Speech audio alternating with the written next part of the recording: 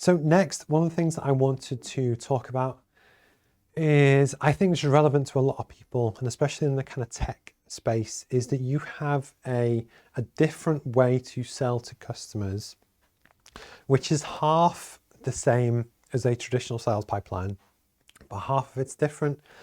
So in the traditional Roadmap MBA textbook, I had these printed in November, but for the new website and basically for version 3, which is going to come out soon, there's some extra pages and content that I'm actually adding into it. And one of them is this. So basically it's all to do with inbound sales, e-commerce, and the SaaS kind of sales methodology.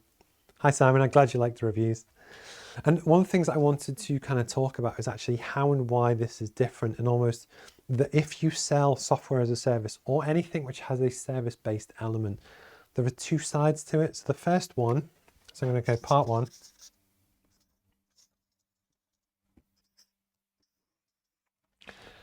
So with any sales process, you have an open when you first say hello to people.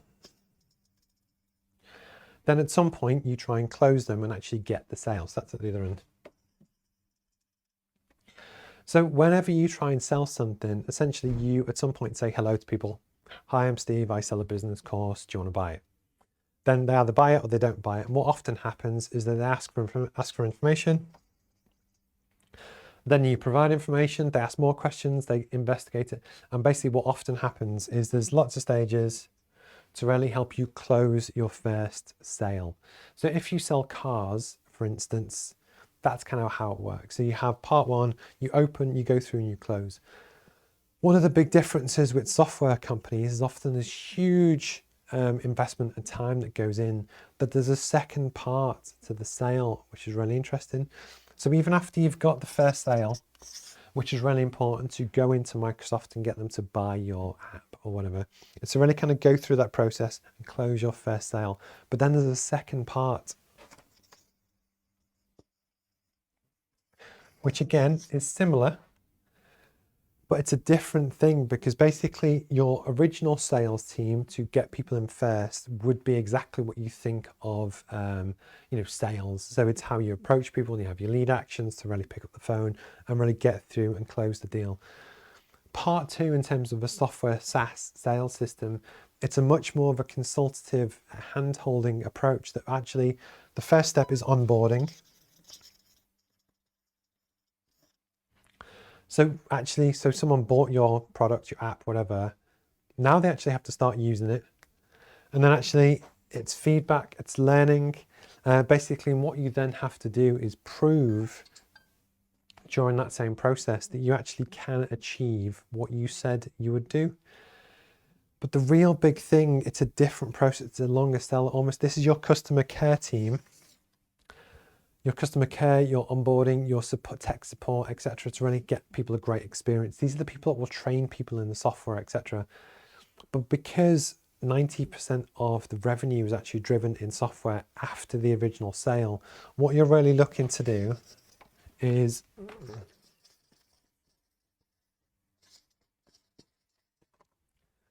two things called cross-sell and upsell. So what we're looking to do is that you get someone into your ecosystem. So it's kind of what I've mentioned before, where someone buys into a product. So say I buy a lot of Apple stuff. Your first entry might be the iPhone. So you get in, oh, I actually quite like this. But actually, the more you get into the Apple ecosystem, oh, well, actually, did you know that we also do AirTags in case you lose your stuff? If you ever need a laptop, we do really good laptops. Actually, if you like music, we also do a music revenue system. But almost there's a lot of stuff that people can do, and a cross-sell is how you then take your product servicing and offer more things. So even if you have a cupcake business, people come in to buy cupcakes, but actually, do they want a coffee as well? Do they want somewhere to sit?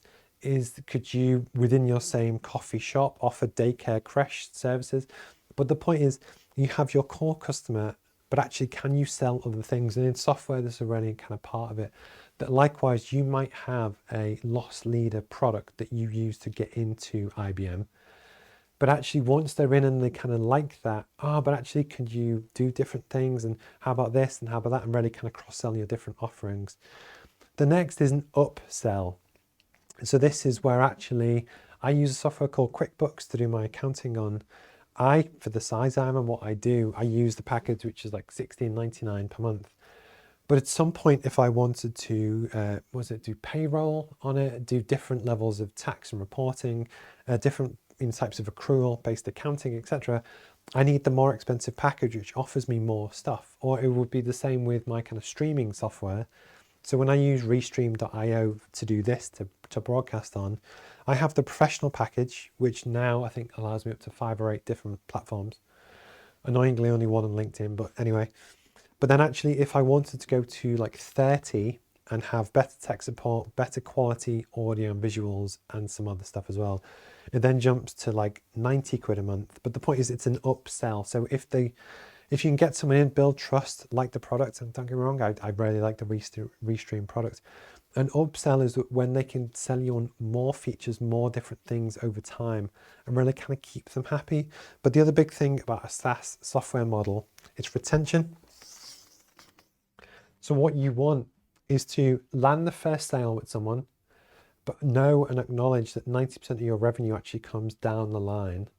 So because of that, for one, you need to give them a great customer experience, get them using the product, get them using all the product features, getting them hopefully enjoying it, telling people about it. But then likewise, if they leave 6 months later, you're going to miss out on all that lifetime revenue that you would otherwise love to have.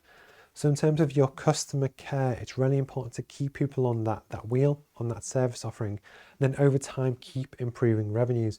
And again, why that's really important to kind of tech-based companies is that if, for instance, with the roadmap, we offer free courses to people, the management really like it, what you hope is that it becomes part of their kind of process that they use to train up their staff every year because they kind value. That means that in future, we don't have to do part one in the sale because they're already sold on the process. And the hope is over time, you just gradually increase your user base for either your monthly recurring revenue or your annual recurring revenue, your ARR. And that's often what investors look for because that can grow exponentially.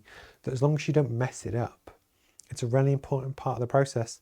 But it's still a sales kind of process. But this is where if you're in this kind of arena, customer service is mega important, tech support is mega important, and actually that hand-holding to really improve people's love of the product, are they using the product, are they using it properly, is actually in terms of a SaaS e-commerce sale a major part of it. So this is less relevant if you sell a one-off gift via an e-commerce shop where you sell a one-off TV, say. That's not for this, that's just a traditional sale. But actually all of the support and everything that goes with it does take a different mindset. So if you want to create a business like this, you might need to think about this, think about how you're going to manage these customers, how are you going to look after them, and how can you cross-sell and upsell to really help maximize the kind of revenue. My name's Steve Pugh. If you kind of catch this on YouTube or LinkedIn or anywhere else, please kind of like and subscribe if you're interested. There's hundreds more videos. I think I've got 940 videos now. Please check them out. There might be some stuff for you, and please kind of get in touch if there's any topics that you want me to talk about or do as well.